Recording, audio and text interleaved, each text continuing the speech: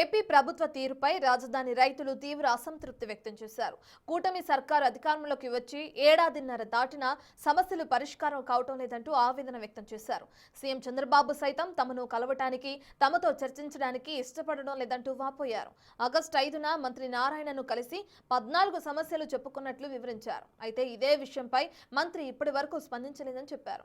ఇష్టానుసారంగా మాట్లాడేందుకైనా భూములిచ్చిందంటూ ప్రభుత్వాన్ని అటు రాజధాని రైతులు నిలదీస్తున్నారు. ఎన్డీఏ ప్రభుత్వం రాష్ట్రంలో వచ్చి 1.5 సంవత్సరాలు అయినప్పటికీ కూడా రైతాంగానికి సంబంధించినటువంటి సమస్యలు ఏ ఒక్కటి కూడా పరిష్కారానికి నోచుకోలేదు. 2019లో ఉన్నటువంటి సమస్యలు మరలా అలాగే కొనసాగుతూ ఉన్నాయి.